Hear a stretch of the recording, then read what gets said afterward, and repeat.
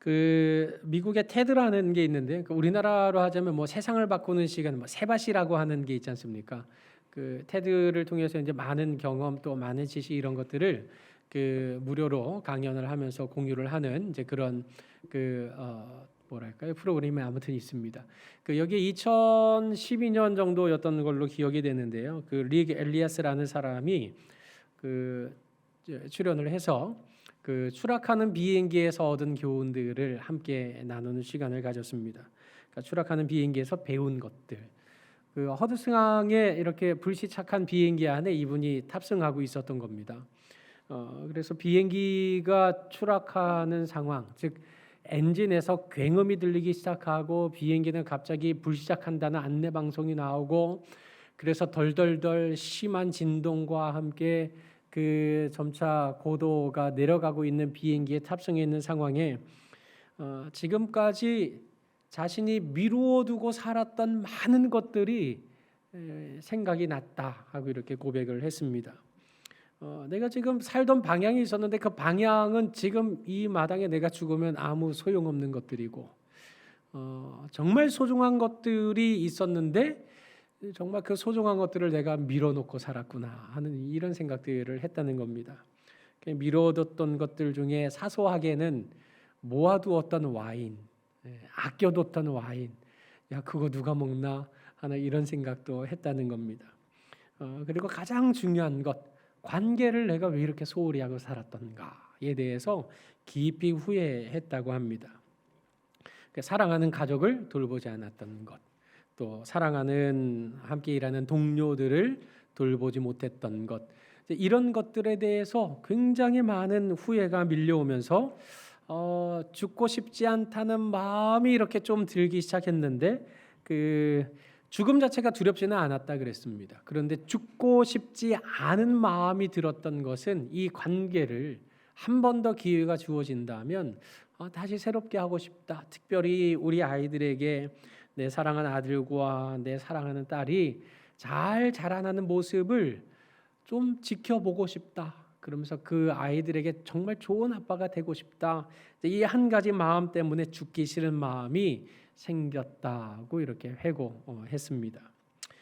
비행기 추락 이후에 그래서 이 릭 엘리아스의 삶은 완전히 달라졌다 그랬습니다. 이제는 미루는 법이 없는 사람으로 바뀌게 되었고 특별히 동료들과의 관계 또 가족과의 관계에서 그 어떤 것도 뒤로 미루지 않고 그 즉시로 행하는 그런 사람으로 바뀌게 되었다라는 이런 교훈을 함께 나눈 적이 있습니다. 그 죽음의 문턱을 다녀온 이후에 내가 남은 삶의 날들이 얼마나 되나 이걸 세아려 보면서 그만 이런 미루던 인생이 미루지 않는 인생으로 이렇게 변화된 것입니다. 오늘 우리가 살펴볼 시편 90편은 그 시편 중에 가장 오래된 시편입니다. 그 대개 다윗의 시편이 그 이 시편을 구성하고 있는데 그 예수님이 오시기 전 1000년, 주전 1000년 정도의 그 이렇게 그 인물이었기 때문에 그 주전 1000년대의 시편이 대부분인데 그 이 모세 같은 경우는 예수님 오시기 전에 1400년대의 인물입니다. 그러니까 지금으로부터 3400년 전의 인물이었던 겁니다. 그가 지은 유일한 하나의 시편, 그것이 바로 시편 90편인 것입니다. 모세가 광야를 통과하면서 우리에게 남아있는 날들은 과연 며칠이나 되나?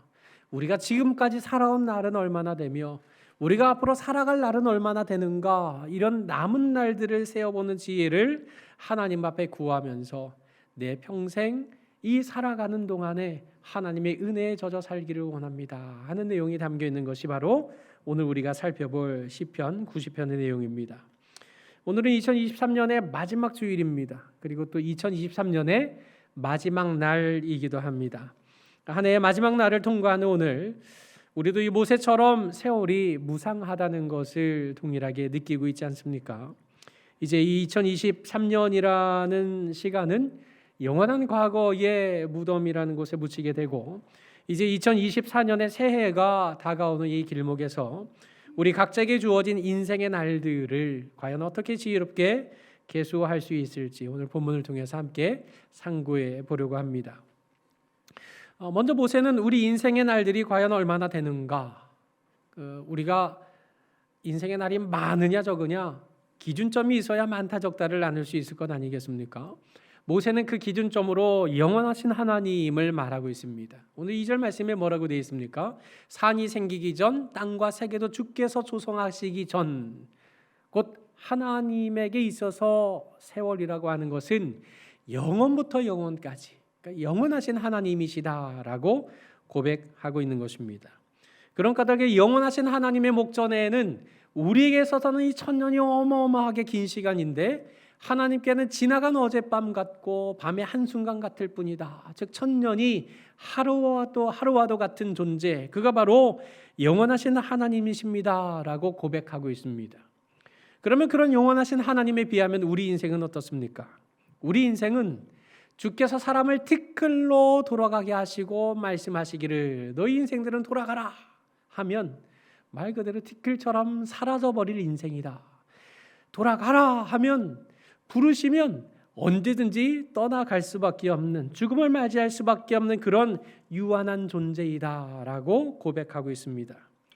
참된 인생은 말 그대로 5절에 주께서 홍수처럼 쓸어가 버리시면 흔적조차 남지 않는 것, 그것이 바로 우리 유한한 인생이고, 잠깐 자는 것과 같은 인생이 우리의 인생이고, 6절에 기록된 바와 같이 아침에 잠깐 이렇게 풀이 확 자라난 것 같았는데 저녁에 되면 시들어 마르고야 마는 그런 인생과도 같은 유한한 존재, 그게 바로 우리들입니다 라고 고백하고 있는 것입니다.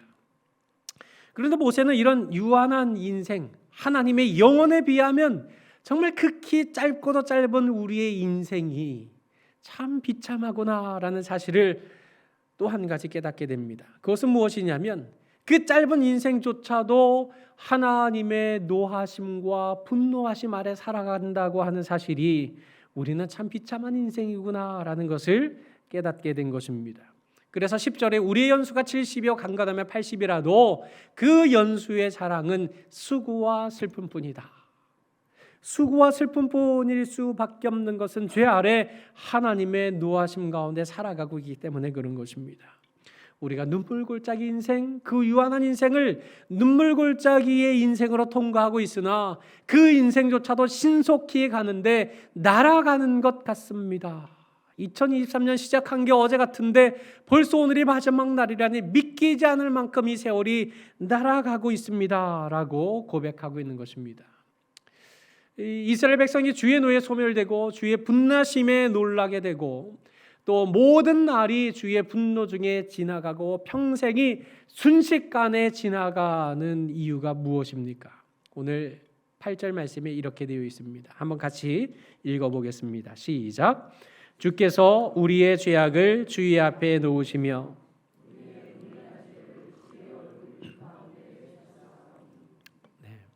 그러니까 우리의 죄를 주의 얼굴빛 가운데 두셨다. 다시 말해서 주의 얼굴 앞에 우리의 모든 죄와 허물이 다 드러날 수밖에 없으니 우리 죄된 인생이 그처럼 수고와 슬픔뿐인 인생의 걸음을 주의 노하심과 분노하심 가운데 걸어갈 수밖에 없는 이 현실입니다 라고 고백했던 것입니다. 모세가 40년 광야 지도자로 이끌어가면서 제일 많이 경험했던 게 무엇인지 아십니까? 이 모세가 40년 통과하면서 하나님 앞에 져든 죄가 얼마나 무서운 것인가를 뼈저리게 느끼는 그런 세월로 통과했습니다. 이스라엘 백성들은 왜 하나님의 노하심과 분노하심 가운데 살아갔습니까? 가데스 바네아에서의 범죄 때문입니다. 이스라엘이 애굽을 나오고 홍해를 건너서 광야를 통과해서 드디어 약속의 땅 초입에 있는 가데스 바네아까지 이르게 되었습니다. 하나님이 12명의 정탐꾼을 세워라. 내가 너희에게 줄 땅을 한번 탐지해 보거라. 이것은 그 땅의 현실도 보아야 하는 것이지만 그보다는 하나님의 마음은 내가 너희를 위해 준비한 게 이런 것들이야. 한번 보고 한번 기대해봐라 하고 12명을 불러 올리신 겁니다. 40일 동안 탐지했습니다. 그리고 드디어 기다리던 12명의 정탐꾼들이 이스라엘 백성들 앞에 왔습니다. 그리고는 그 12명 중에 10명 표정이 영 좋지가 않습니다. 뭔데? 보고해 보십시오. 그 땅이 젖과 꿀이 흐르는 땅은 맞더이다. 그런데 그곳에 갔더니 가나안 사람들의 키가 어마어마합니다. 다 거인들입니다. 그 사람들에 비하면 우리는 그냥 발에 밟히고 마는 메뚜기 같더이다. 다시 말해서 그 땅이 젖과 꿀이 흐르는 땅이기는 맞지만 그 땅에 들어가자 하는 이 말은 우리 다 함께 죽으러 갑시다, 이 말과 다를 것이 아무것도 없습니다. 이런 보고를 했던 것입니다. 그러자 이 백성들이 어떻게 합니까? 밤새도록 통곡했습니다. 그리고 지도자 모세와 아론을 원망하기 시작했습니다. 우리를 죽이려고 여기까지 데리고 온 것인가?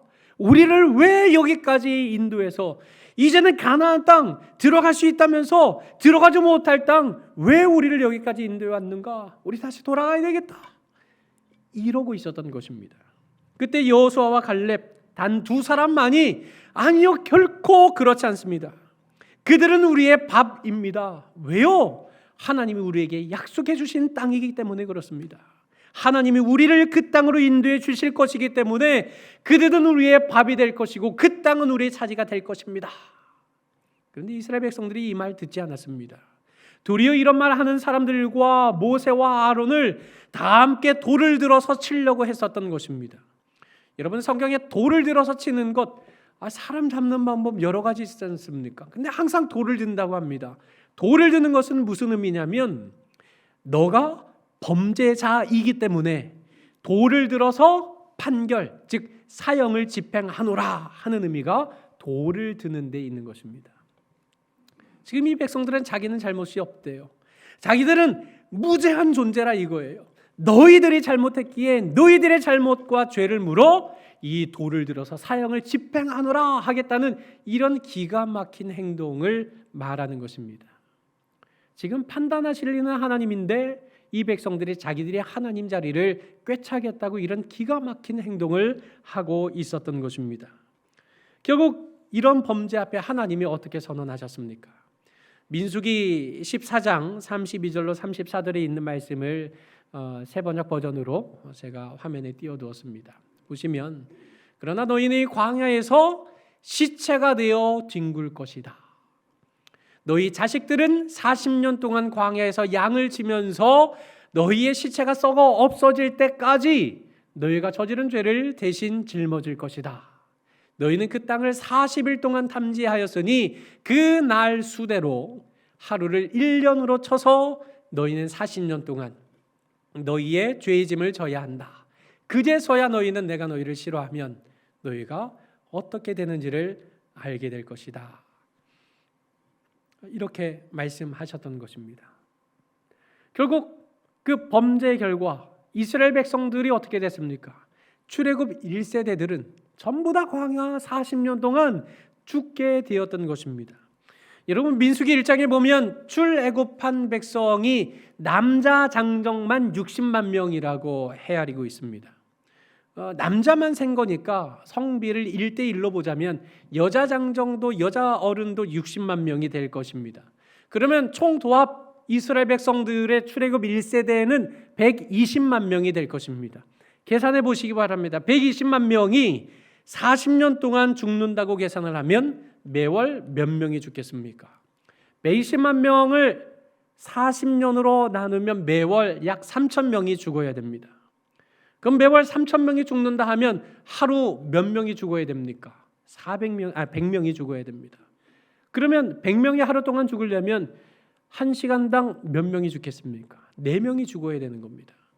정말 지나치게 단순하게 계산한 것이지만 이런 단순한 계산을 지금 우리가 나누는 이유가 무엇입니까? 모세가 광야 40년 동안 보고 경험하고 목도한 것이 무엇이었습니까? 죽어나가는 겁니다. 출애굽 이전에 애굽에서 10가지 재앙을 통해 하나님이 이적을 체험한 나의 동료가 죽어나가는 것을 보았습니다. 같이 홍해를 건너서 감격적으로 우리를 구원하신 하나님을 찬미한 그런 나의 신앙의 동료가 광야에서 죽어나가는 것을 보고 있었습니다. 40년 동안 매 시간마다 4명씩 매일 100명씩 월마다 3,000명씩 죽어 나가는 것을 보았던 그 사람이 바로 모세였던 것입니다. 그러니 모세의 광야 40년은 하나님 앞에 진노함이, 하나님의 진노를 받음이 얼마나 무서운 결과를 초래하고 있는지를 목도하는 걸음이었던 것입니다. 그런 까닭에 11절에 누가 주의 노여움의 능력을 알며 누가 주의 진노의 두려움을 알리까? 라고 탄식하고 있었던 것 아닙니까? 여러분, 유식자나 무식자나 빈자나 부한자나 이 땅을 밟고 살아가는 인생치고 수고와 슬픔뿐인 세월이 그토록 신속하게 날아갈 뿐이라고 경험하지 않는 인생이 어디 있겠습니까? 이 땅을 사는 우리 모두가 눈물골짜기 인생을 통과할 수밖에 없고 그 연수를 자랑한다고 할지라도 그저 수고와 슬픔 외에 선하다 할 만한 것이 무엇이 있겠습니까? 우리 인생이 이렇게도 비참하게 된 것은 다른 그 무엇 때문도 아닙니다. 바로 원죄와 자범대로 인한 타락한 세상, 즉 죄의 결과 우리의 삶이 그토록 비참함에 이르게 된 것입니다. 야고보 사도가 말하는 것처럼 욕심이 잉태하면 죄를 낳고 죄가 장성한즉 사망에 이르는 결과 때문에 우리 인생은 죄로 물들어 이처럼 비참한 현실을 통과할 수밖에 없는 것입니다. 그런 까닭에 우리가 살아가야 하는 인생이 하나님의 죄 아래 있을 때 어떻게 분노하심과 어떻게 그 노하심 아래 비참한 현실을 통과할 수 있는가를 생각해 볼 때 우리의 남은 날들을 하나님 앞에 범죄치 않는 걸음으로 살아야 되겠다라는 마음의 결심을 할 수 있지 않겠습니까?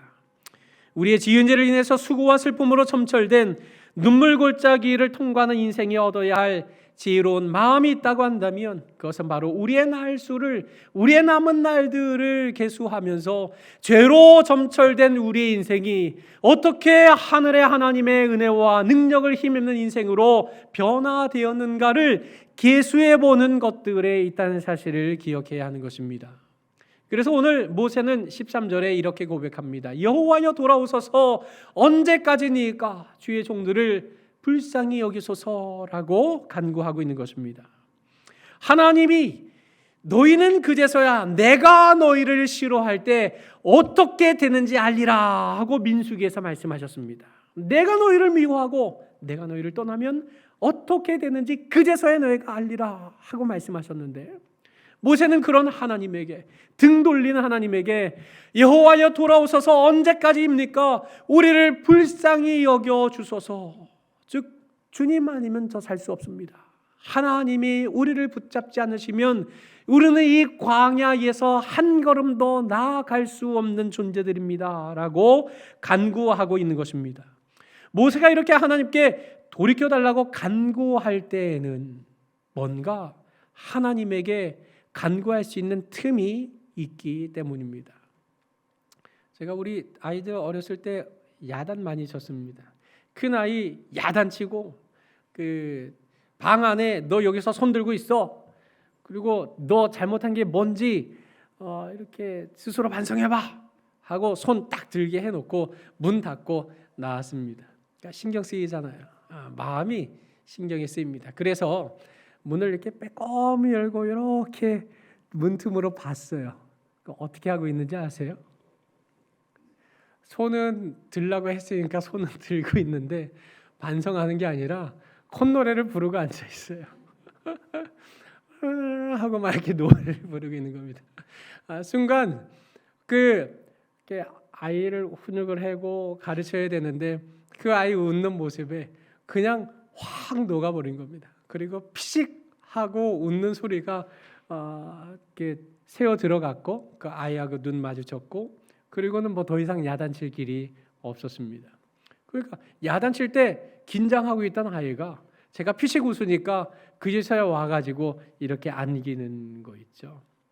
뭔가 틈이 있어야 안길 틈이 있어야 나아갈 수 있지 않겠습니까? 지금 모세가 여호와여 돌아오소서라고 간구하고 있습니다. 하나님께도 무언가 틈이 있어야 그 분노하신 노하심 아래 있는 그 인생조차도 하나님 앞에 나아갈 뭔가 틈이 있어야 하지 않겠습니까? 그 틈, 그 근거가 무엇입니까? 14절 전반절에 아침에 주의 인자하심이라고 말하는 여기에 있는 것입니다. 오늘 밤에는 힘든 밤 보내지만 아침에 하나님 주의 인자하심을 나타내 보여주십시오 할 때 이 인자하심이 우리가 잘 아는 헤세드라는 말입니다. 즉 사랑, 자비, 친절 이런 여러 가지 의미가 담겨있는 헤세드를 말하는 것입니다. 무한한 사랑, 무조건적인 사랑, 무조건적인 자비, 이것을 말하고 있는 것입니다. 하나님께서 이 백성들, 그 불순종한 백성들, 범죄한 백성들을 향해서 베풀으신 그 헤세드가 어디에 있습니까? 너희는 광야 40년을 지난 동안에 모두 다 그 광야에서 죽음을 맞이하게 될 것이다 라고 하나님께서 명백하게 선포하셨지만 그 죄 많은 인생들에게 하나님은 변함없이 하늘의 만나를 하루를 빠짐없이 날마다 공급해 주시지 않았습니까? 하나님 앞에 진노받은 백성들임에도 불구하고 그 광야에서 살아갈 수 있도록 만나를 베풀어 주셨고 그 발이 부르트지 않도록 하나님이 돌봐주셨고 그 의복이 헤어지지 않도록 하나님이 그 무한하신 헤세드로 그 백성을 돌보아 주시지 않았습니까? 이렇게 하나님의 그 무한하신 헤세드에 기대어 여호와여 돌아오소서라고 간구했던 것입니다. 그처럼 여호와 하나님의 헤세드가 우리 삶에 충만하게 녹아들게 될 때 어떤 역사가 일어납니까? 하나님께서 허락하여 주시는 만족함이 우리 삶에 넘치게 되고 하나님이 허락하시는 즐거움과 기쁨이 우리 삶에 넘쳐난다고 지금 모세는 노래하고 있는 것입니다. 우리의 죄로 인하여 주의 진노를 자극한 자들조차도 하나님께서 불쌍히 여겨주심으로 당신의 헤세드를 나타내 주신다면 그 어떤 비참한 인생이라도 그 어떤 수고와 슬픔에 처절인 삶을 살아가는 비참한 인생일지라도 하나님 앞에 회복이 되어서 만족함과 즐거움과 기쁨을 누릴 그런 삶으로 하나님의 헤세드가 우리의 삶을 그렇게 변화시켜 주심을 확신함으로 노래하고 있는 것입니다. 여러분, 죄 많은 인생이 하나님의 분노하심과 노하심으로부터 벗어나서 하나님의 인자하심을 누릴 수 있는 삶으로 다시금 이렇게 세워지는 은혜를 얻는다면 그 은혜가 얼마나 귀하고 값진 것이겠습니까? 그런데 하나님께서는 그 인자하심이 무궁하셔서 그저 죄를 용서해 주시는 여기에 그치지 않습니다. 오늘 15절에 뭐라고 말씀하고 있습니까? 우리를 괴롭게 하신 날수대로와 우리가 화를 당한 연수대로 우리를 기쁘게 하소서라고 하나님 이름을 찬미하고 있지 않습니까?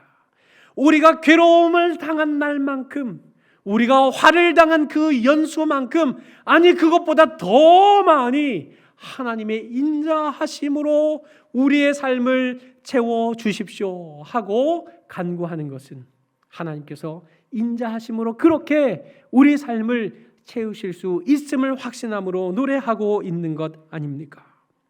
우리 인생에서 슬픔과 괴로움으로 패인 상처가 아무리 많다 하더라도 주께서 행하신 바로 그 일, 자격 없는 자에게 베풀어 주신 그 놀라운 은혜와 사랑, 그 헤세드를 통해서 주의 종들이 그와 같은 하나님의 은혜를 통해 그 모든 상처, 그 모든 고통, 그 모든 눈물 깨끗이 닦아주시고 씻어주시고 이제는 기쁨과 즐거움을 누리는 삶으로 살아낼 수 있도록 하나님께서 그토록 충만한 은혜를 쏟아 부어주실 것을 확신하며 노래하고 있는 것입니다.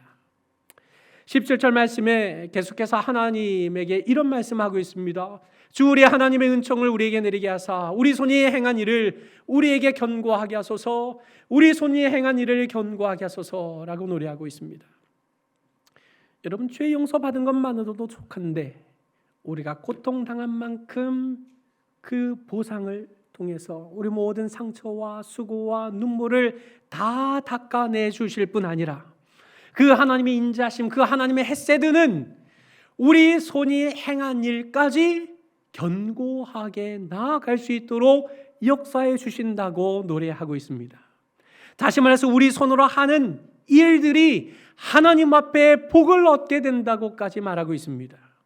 우리 손으로 돌보는 가정이 하나님의 복을 받게 되고 우리의 사업장이, 우리의 직장이, 우리 하는 모든 일들이, 우리가 우리의 손으로 하는 학업이 하나님 앞에 복을 얻는다고까지 노래하고 있으니 하나님 앞에 지은 것이 죄밖에 없는 존재들이 그 죄 용서함을 받고 그 모든 상처에 씻음을 받게 되고 그 손으로 하는 일조차 견고함을 힘입게 되는 이런 참 귀하고도 기가 막힌 은혜와 복을 하나님께서 우리에게 무한하신 햇새대로 공급해 주시는 그 이유가 도대체 무엇이란 말입니까?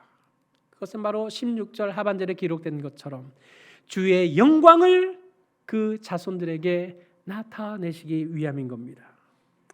여러분, 자격 없는 자에게 은혜 주시는 이가 누군가? 자격 없는 자에게 복을 주시는 이가 누군가? 마땅히 죄로 인하여서 죽어 마땅한 형벌을 당해도 족한 자에게 하나님께서 이처럼 무한한 은혜와 헤세드와 사랑을 공급해 주시니 그 하나님을 향한 감사와 감격을 통하여 영광을 나타내도록 하시기 위해 하나님이 우리에게 이와 같은 헤세드, 사랑을, 인자하심을 베풀어 주시는 것이지 않습니까? 유튜브 영상을 하나 잠시 보려고 합니다. 이 유튜브 영상은 그 접촉 사고가 난 유튜브 영상입니다.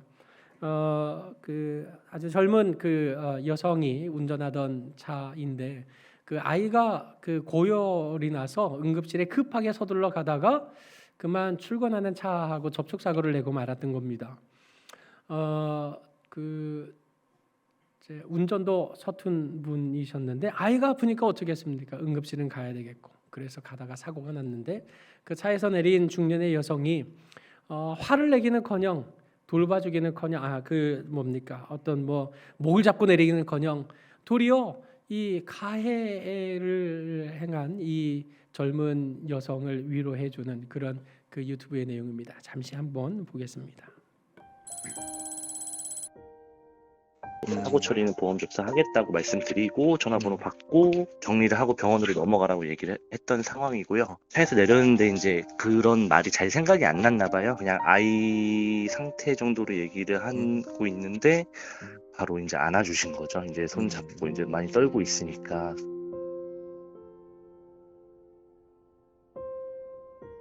안아주는 동시에 저도 이제 순간 울컥해가지고 바로 이제 전화를 바로 드렸어요. 미처 다 끝까지 보지도 못하시고 일단 보지도 못하고 일단 바로 전화를 드렸는데 사고 났던 사람 남편입니다라고 얘기를 하는 순간 상대방 차주분이 아기랑 애기 엄마는 어때요? 라고 딱 바로 물어보시더라고요. 거기서 이제 또 한 번 더 이제 2차로 울컥했죠. 잠시 눈을 붙인 줄만 알았는데 벌써 늙어 있었고 계속 죄송합니다 하면서 울더라고요. 근데 너무너무 심하게 떨었어요. 그리고 아기가 고열이 나서 지금 응급실 가는 중이었다고 딸 생각이 확 나더라고요. 저 딸이랑 나이가 비슷할 것 같아서 그래서 저도 모르게 그냥 아우 괜찮다고 끌어안으면서 걱정하지 말라고 엄마가 정신을 차려야지 아기를 데리고 병원을 가지 여기서 정신 놓으면 안 된다고 그랬죠. 부모 마음은 다 똑같잖아요. 특히 엄마는 여러분, 이 영상이 감격적인 이유가 도대체 무엇입니까? 받을 자격이 없는 가해를 일으킨 자를 되려 배려해주고 그에게 친절을 베풀고 그에게 도리어 사랑을 베풀어 주는 여기에 우리의 감동이 일어나는 것 아니겠습니까? 저와 여러분은 이런 상황과는 비교도 되지 않을 놀라운 하나님의 은혜로 기쁨의 날을 누리고 있지 않습니까? 바로 하나님께서 당신의 독생자 예수 그리스도의 대속 공로를 통해서 오늘 우리에게 거저 베풀어 주신 그 은혜를 인하여서 죄사함의 기쁨과 구원의 확신의 즐거움으로 충만한 삶을 누리게 되지 않았습니까? 거기에만 그친 것이 아니라 우리 손에 하는 일들로 견고하게 하는 복까지 내려주시지 않으십니까? 우리 자신은 여전히 죄 가운데 빠져서 스스로 하나님을 찾지 않는 가운데 하나님의 원수가 되어 있었지만 오직 하나님 편에서 우리에게로 돌아와 주시고 그 인자심을 따라 긍휼을 베풀어 주심으로써 저와 여러분의 인생에 진정한 실로 엄청난 이런 극적인 일대의 반전이 일어나게 된 것이지 않습니까? 그야말로 웬 말인가 날 위하여 주 돌아가셨나. 이 벌레 같은 날 위에 큰 해 받으셨나. 내 지은 죄 다 지시고 못 박히셨으니 웬일인가 웬 은혜인가 그 사랑 크셔라 라고 감격에 겨운 감사 찬송을 부를 수밖에 없을 것입니다. 하나님의 한이 없는 헤세드는 우리의 마음의 기쁨과 물질의 축복까지 도무지 당신의 은혜와 은총을 받아 누릴 자격 없는 자들에게까지 일방적으로 부어주시니 그저 늘 울어도 눈물로써 못 갚을 줄 알아 몸밖에 드릴 것 없어 이 몸 바칩니다 라고 오직 하나님께만 영광 돌리는 삶으로 나아가도록 하나님께서 우리에게 이런 헤세드를 베풀어 주신 것이지 않습니까? 사랑하는 서부경향의 성도 여러분, 모세는 무상하고 짧은 인생을 살면서 영원하신 하나님과 남은 날들을 세는 지혜를 구했습니다. 짧은 인생, 슬픈 인생, 죄로 물든 인생이 어떻게 살아갈 수 있게 된 것인가? 하나님의 헤세드 때문이었구나. 그럼 이제 우리에게 남은 날들은 얼마나 되는가? 영원하신 하나님에 비하면 참으로 아무것도 되지 않을 짧은 인생에 불과하지만 그러나 하나님 앞에 우리의 날 계수함을 가르쳐 달라고 우리의 날을 계수하는 지혜를 달라고 하나님 앞에 기도로 간구하는 가운데 이처럼 무한하신 헤세드를 베풀으시는 하나님을 위하여 살아갈 날들이 과연 며칠 나에게 남아있는가를 세는 지혜를 하나님 앞에 간구했던 것입니다. 지난 한 해를 돌아보면 후회 한 해 메어서 밤잠을 이루지 못할 때도 있지 않았습니까? 그러나 하나님은 변함없이 헤세드로 우리에게 찾아오셔서 보라 이전 것은 지나갔으니 새 것이 되어도다라고 격려해 주셨습니다. 내일 일을 알지 못하는 까닭에 불안했을 수밖에 없는 인생을 향해서 내일 일을 위하여 염려하지 말라. 내일 일은 내일 염려할 것이요 한날 괴로움은 그날의 족하니라 하고 하나님께서는 그 무한하신 헤세드로 우리에게 찾아오셔서 죄 아래 신음하는 우리를 깊이 위로해 주시지 않았습니까? 그러므로 뒤를 돌아보면 언제나 죄로 가득 찬 부끄러움이 한량없는 우리들이지만 그럼에도 불구하고 변함없는 하나님의 인자하심이 그 크신 헤세드를 인하여 오늘 우리가 살아가고 있음을 기억하는 가운데 우리의 남은 날들을 계수하는 지혜를 하나님 앞에 받아 우리의 살아갈 모든 남을 날들을 오직 하나님께 감사와 영광을 올려드리는 삶으로 다짐하고 결단하며 새해를 맞이하시는 우리 모든 성도님들이 되시기를 주님의 이름으로 간절히 축원합니다. 우리 시간 서원과 결단의 기도 제목을 나누겠습니다. 대대 우리의 거처가 되어주시는 절대주권자 하나님을 의지하며 우리날 계수할 지혜를 가지고 연정과 또 새해를 통과함으로써 모든 공고함이 깨끗이 사라지고 또 그 손의 행사가 견고해지는 가운데 복음으로 사람을 살리고 가르치고 세우는 일에 더욱 충성을 다해 섬기게 하소서라고 이 시간 우리 내일 일은 난 몰라요 함께 부르고 선과 결단의 기도를 합심해서 하겠습니다. 내일 일은 난 몰라요. 내일